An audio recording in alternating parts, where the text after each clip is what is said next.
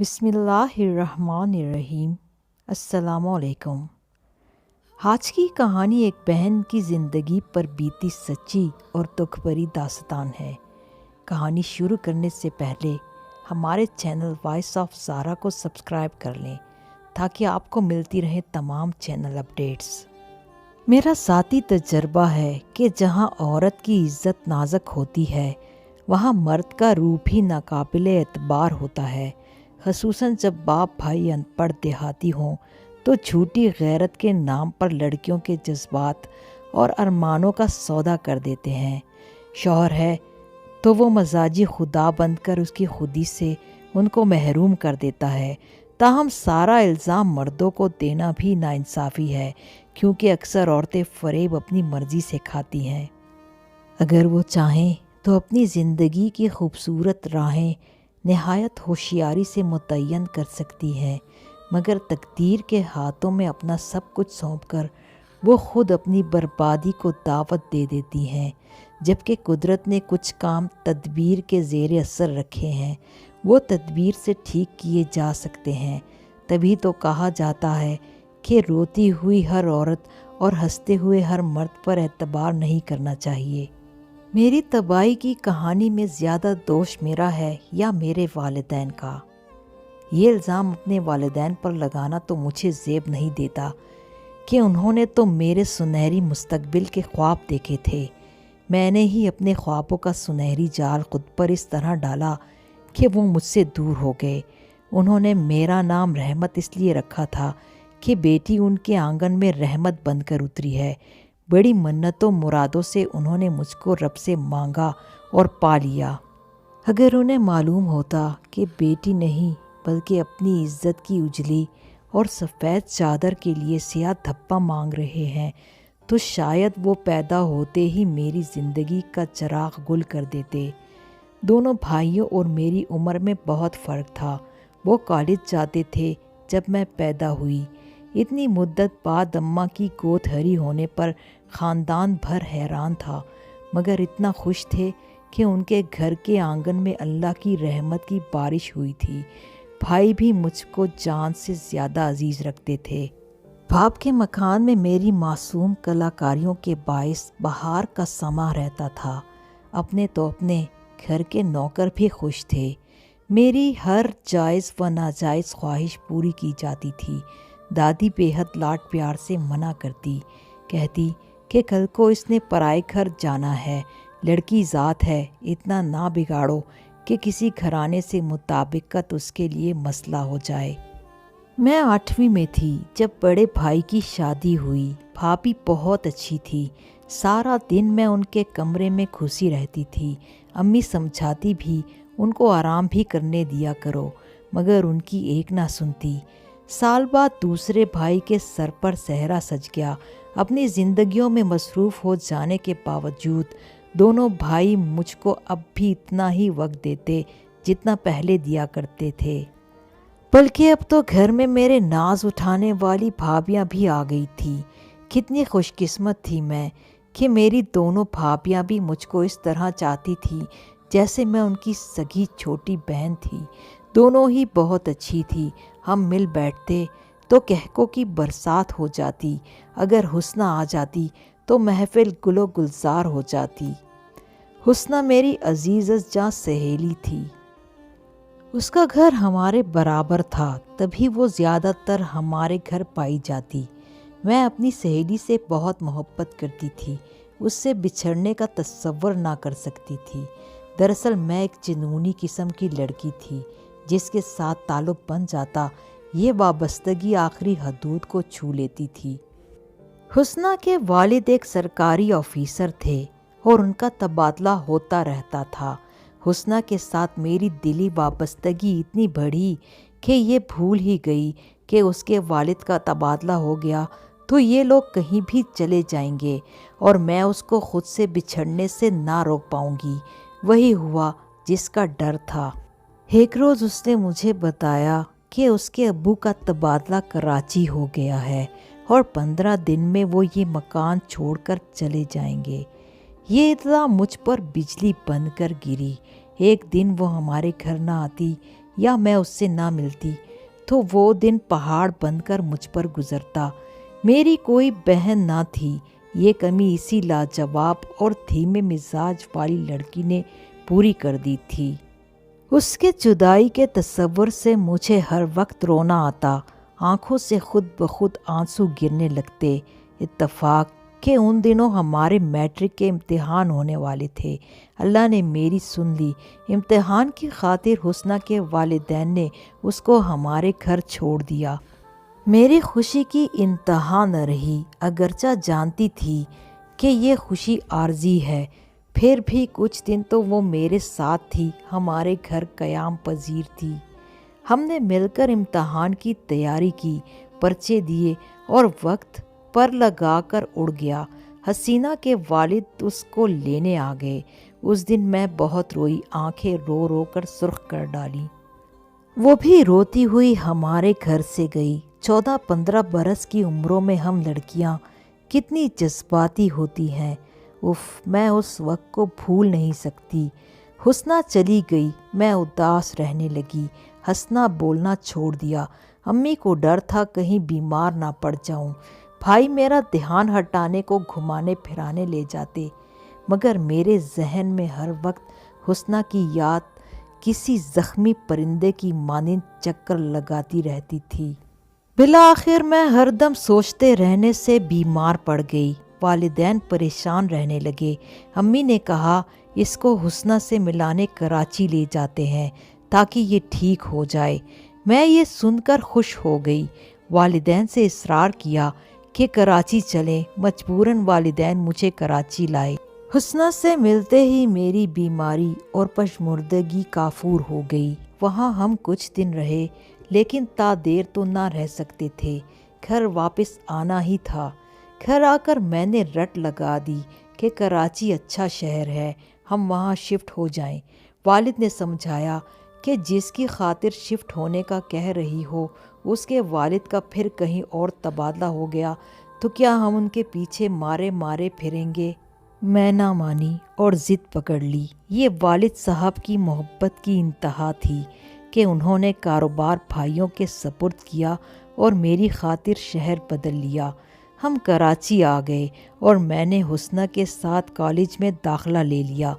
مجھ کو والد نے حسنہ کے گھر وقتی طور پر چھوڑا کیونکہ والدہ کے ساتھ سامان بھی لاہور سے لانا تھا۔ کچھ دنوں بعد ابو نے کراچی میں گھر لے لیا اور میرے ساتھ رہنے لگے۔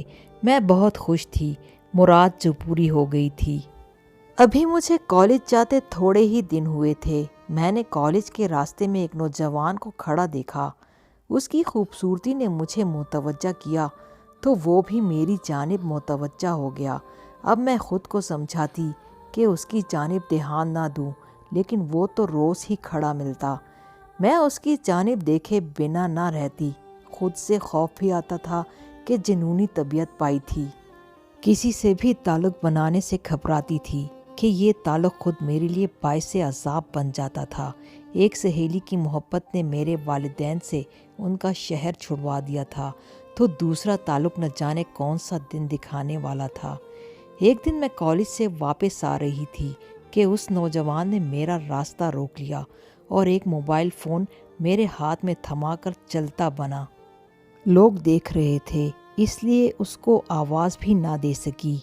اب اس موبائل نے کام دکھایا۔ اس کے وائس میسیجز جو اس نے مجھ کو مخاطب کر کے بھرے تھے اور التجا کی تھی کہ میں اس کے میسیجز کا جواب اپنی آواز میں دوں اور موبائل اگلے دن اس کو لوٹا دوں۔ یہ میرے لیے ایک بڑا امتحان تھا۔ بہرحال میں نے وائس میسیجز تو ریکارڈ نہ کیے، البتہ موبائل لوٹانے کی نیت سے اگلے دن اس جگہ پر کھڑی ہو گئی جہاں وہ کھڑا رہتا تھا۔ وہ کہنے لگا سامنے پارک میں آ جاؤ، یہاں لوگ بہت ہیں، وہاں میں تم سے اپنا موبائل فون لے لوں گا۔ میں بے خوف پارک چلی گئی۔ وہ 1 منٹ کو میرے پاس آیا، کہنے لگا سامنے میرا دوست آ رہا ہے، کل لے لوں گا، فون اپنے پاس رکھو۔ یہ کہہ کر بغیر فون لیے وہ چلتا بنا اور میں حیران پریشان کھڑی کی کھڑی رہ گئی۔ یہ اس کی چال تھی، وہ مجھے اس بہانے دوبارہ پارک میں بلانا چاہتا تھا۔ گھر آتے ہی اس کا فون کھولا، تمام وائس میسیجز سننے لگی۔ یہ تقریباً 12 صوتی پیغامات اس نے میرے نام ریکارڈ کیے تھے۔ پہلے دن تو 2 ہی کھولے تھے جن میں کچھ اس طرح کی باتیں تھیں: آپ کی نظروں نے مجھے ہمت دی کہ آپ کو مخاطب کروں، آپ کی نگاہیں مجھ سے پسندیدگی کا اظہار کرتی ہیں، امید ہے آپ مجھ کو مایوس نہ کریں گی کہ میں نے آپ کی طرف دوستی کا ہاتھ بڑھایا ہے۔ کوئی ذریعہ سمجھ میں نہ آیا تو اپنے ہی موبائل فون کو قاصد بنا کر آپ کے ہاتھ میں پکڑا دیا۔ میرا نمبر اس میں فیڈ ہے، رابطہ رکھنا چاہیں تو اپنے پاس محفوظ کر لینا۔ ابھی میں اس کے یہ پیغامات ایک ایک کر کے پڑھ رہی تھی کہ امی کوئی شے لینے میرے کمرے میں آ گئی۔ اس کا موبائل فون میرے ہاتھ میں تھا۔ والدہ نے دھیان ہی نہ دیا، وہ اپنی مطلوبہ چیز اٹھا کر چلی گئیں۔ امی میرے کاموں میں بہت کم دخل دیتی تھی۔ کاش وہ اس دن غور کر لیتی کہ میں کس کا موبائل پکڑے ہوئے ہوں۔ انہوں نے تو مجھ کو نہ ٹوکنے کی قسم کھائی ہوئی تھی۔ والدین مجھ کو بڑا اہم سمجھتے تھے، میری ہر بات ان کے لیے حکم کا درجہ رکھتی تھی۔ اس بات نے میرا دماغ خراب کر دیا تھا۔ خود کو جانے کیا سمجھنے لگی۔ میں یہ سمجھنے لگی کہ میرا ہر فیصلہ ٹھیک ہوتا ہے، اس میں غلطی کی کوئی گنجائش نہیں ہوتی۔ اب اگلے دن کا مجھ کو بے چینی سے انتظار تھا۔ اس کا موبائل میرے دل کا بوجھ بن گیا تھا۔ چاہتی تھی کہ کل ہی لوٹا دوں اور اس کو چند باتیں بھی سنا دوں۔ اگلے روز اس کو دیکھ کر جانے کیا دل کو ہوا کہ کھری کھری تو نہ سنا سکی، البتہ یہ ضرور کہا کہ اس طرح کسی لڑکی کے ہاتھ میں سرے راہ اپنا موبائل پکڑا دینا کہاں کی عقل مندی ہے۔ اگر اس پر میں تمہارے خلاف کوئی کارروائی کرنا چاہوں تو پورا ثبوت میرے پاس موجود ہے۔ مجھے یقین ہے کہ تم میرے خلاف کوئی کارروائی نہ کرو گی۔ اگر تم ایک اچھی لڑکی ہو تو میں بھی کوئی گرا پڑا نہیں ہوں۔ مجھ کو تمہاری آنکھوں نے کچھ کہا تو میں نے یہ جرت کر لی۔ تمہیں یہ سب پسند نہیں تو معافی چاہتا ہوں اور وعدہ کرتا ہوں کہ آئندہ کبھی تمہیں یہاں تو کیا اس دنیا میں ہی نظر نہیں آؤں گا۔ خیر معاف کیا، میں نے بے نیازی سے کہا اور موبائل اس کو دے دیا، تاہم اپنی طرف سے کوئی وائس میسیج ریکارڈ کر کے نہ دیا۔ میں کوئی ثبوت ایسا اس کے ہاتھ میں نہ دینا چاہتی تھی کہ جس کی وجہ سے بعد میں پچھتانا پڑے۔ اس کی ایسی جسارت پر مجھے اس پر غصہ نہ آیا تھا، کیونکہ اس کے لیے دل میں نرم گوشہ پہلے سے موجود تھا۔ اسی نرم گوشے نے یہ راہ دکھائی کہ بعد میں میں اس کے ساتھ پارک میں جا کر بیٹھنے لگی۔ اس کی باتیں مجھ کو اچھی لگتی، جن میں محبت کی مہک رچی بسی ہوتی۔ اپنی تعریف سن کر میں پھولے نہ سماتی۔ اب روز پریکٹیکل کا کہہ کر کالج سے پارک چلی جاتی۔ مجھ کو دیکھ کر زبیر کی آنکھوں میں خوشیوں کے دیپ جل اٹھتے۔ پھر یہ حال ہوا، جس روز ہماری ملاقات نہ ہوتی کمی سی محسوس ہوتی۔ وہ اب میری زندگی میں اہمیت اختیار کر گیا تھا۔ ایک روز کالج میں مجھے پتہ چلا کہ اس کی اور بھی لڑکیوں سے دوستیاں ہیں۔ میری ایک کلاس فیلو نے مجھ کو اس کے ساتھ راستے میں باتیں کرتے دیکھ لیا۔ دوسرے روز اس نے مجھ سے پوچھا کہ زبیر تمہارا کیا لگتا ہے؟ اس پر میں نے بھی یہی سوال اس سے کر دیا کہ وہ تمہارا کیا لگتا ہے؟ وہ میرا چچا زاد ہے، لیکن اچھا لڑکا نہیں ہے، نشہ کرتا ہے اور دوسری برائیوں میں بھی ملوث ہے۔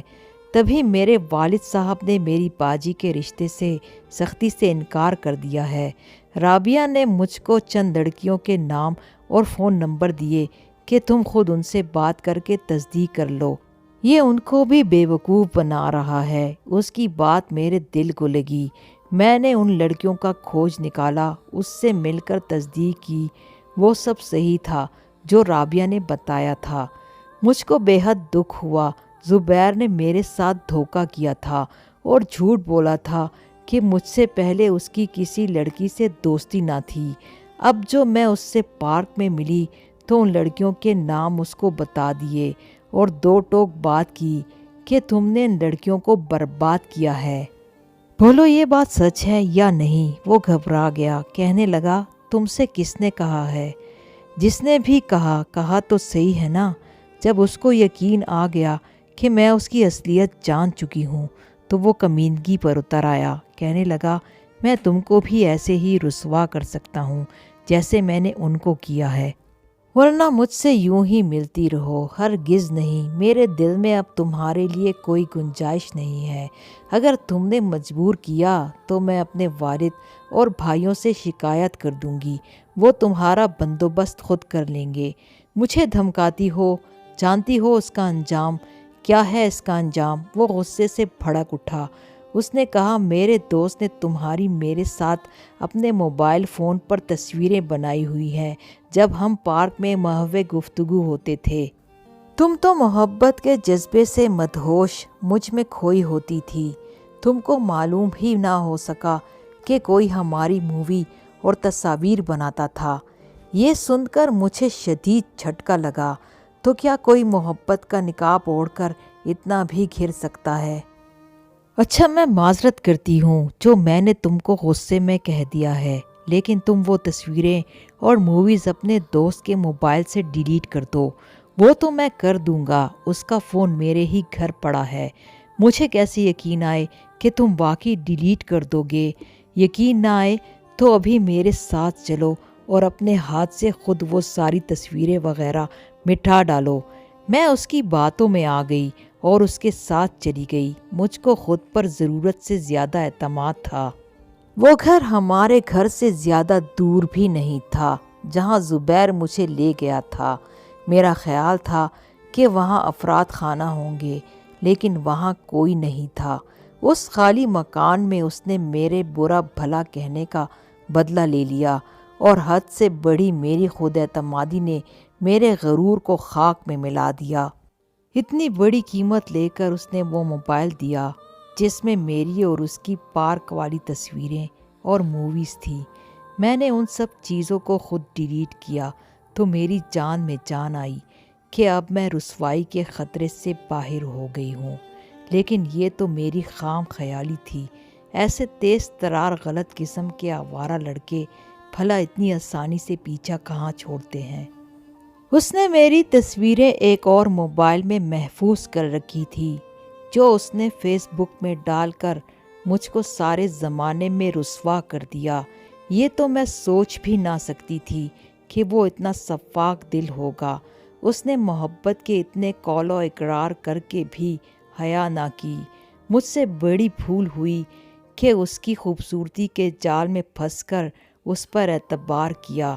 دراصل ماں باپ نے اتنا مجھ کو پیار اور اعتماد دیا تھا کہ میرا خیال تھا کہ میں چاند پر بھی اڑ کر چلی جاؤں تو جا سکتی ہوں۔ کوئی اجنبی اور تنہا جگہ مجھ کو نقصان نہیں پہنچا سکتی۔ فیس بک پر میری تصویریں چلنے سے میں ہی بدنام نہ ہوئی، میرے گھر والے بھی کسی کو منہ دکھانے کے قابل نہ رہے۔ میری زندگی برباد ہو گئی، بلکہ زندگی ہی بدل گئی۔ میرے والد رسوا، بھائی بھی بدنام۔ ان کے لاڈ پیار کو میں نے اپنی نادانی سے رسوائی کے اندھیروں میں دھکیل دیا۔ ابو بالکل خاموش ہو گئے، انہوں نے مجھ سے بات کرنا ترک کر دیا۔ پہلے میں کیا تھی اور آج کیا ہوں؟ کبھی کبھی انسان کی ذرا سی لغزش اس کو عزت بھری زندگی سے باہر نکال پھینکتی ہے کہ وہ منہ کے بل گر جاتا ہے اور پھر تمام عمر اٹھنے کے قابل نہیں رہتا۔ زبیر نے تو مجھے برباد کر کے گھر بسا لیا ہے، لیکن میں اپنے گھر میں بھی اجنبی ہوں۔ میرا تجربہ بھی یہی کہتا ہے کہ ریاکار مرد کا واقعی کوئی اعتبار نہیں ہوتا، وہ ایک ایسے سانپ کی طرح ہوتا ہے جو موقع پاتے ہی ڈھس لیتا ہے۔ کچھ تو ایسے بھی ہوتے ہیں جو اپنی ہوس کی خاطر کتنی ہی معصوم اور بے گناہ لڑکیوں کی زندگی اجاڑتے چلے جاتے ہیں۔ شاید وہ اپنی ہوس کی شدت میں یوم حشر کو بھی بھول جاتے ہیں۔ خوبصورتی اس پر سونے پر سہاگا کا کام کرتی ہے۔ یہ ایک ایسا پردہ ہے جو انسان کے اندر کی صورت کو بالکل چھپا دیتا ہے۔ تب عورت ہو کہ مرد، اس کی پہچان مشکل ہو جاتی ہے کہ وہ دھوکہ دینے والا ہے یا دھوکہ کھانے والا۔ میں بھی ایک ایسے ہی حسین چہرے کے فریب میں الجھ گئی تھی، تبھی دھوکہ کھا گئی۔ پھر جب اس کی شخصیت سے پردہ اٹھا بہت دیر ہو چکی تھی۔ خود فریبی کی دھن میں میں واپسی کے سارے راستے گنوا چکی تھی۔ قدرت نے مجھ کو ایسی سزا دی کہ ویران ہو گئی۔ سچ کہتے ہیں لڑکیاں کانچ کے کھلونوں کی مانند ہوتی ہیں۔ ان کے لیے زندگی ایک ٹیڑھا میڑھا راستہ جس کے ارد گرد لاتعداد کانٹے بکھرے رہتے ہیں۔ ذرا دیر کو پیر راستے سے اتر جائے تو تمام زیست زخمی ہی رہتے ہیں۔ جب تک سر پر باپ یا بھائیوں کا ہاتھ نہ ہو اس کی اپنی بہادری و سمجھداری ایک بے معنی شے ہے۔ ہمارے ہاں بلا شبہ والد اور بھائیوں کی طرف سے ان کو بڑی توجہ اور تحفظ حاصل ہوتا ہے، مگر حیرت کا مقام تو یہ ہے کہ کبھی والد اور بھائیوں کی طرف سے بھی ان نازک آبگینوں کو ٹھیس پہنچاتی ہے اور یہ ٹوٹ کر بکھر جاتے ہیں۔ جیسا زخم میں نے زندگی سے کھایا کاش کوئی دشمن بھی نہ کھائے۔ یہ وقتی دوستیاں صرف ایک زندگی نہیں بلکہ خاندانوں کی عزت پامال کرنے کے لیے کافی ہوتی ہیں۔ اب سوچتی ہوں کہ اگر روک ٹوک ہوتی اور ہر بات پر اعتبار نہ کر لیا جاتا تو میں اتنی بڑی آزمائش سے بچ نکلتی۔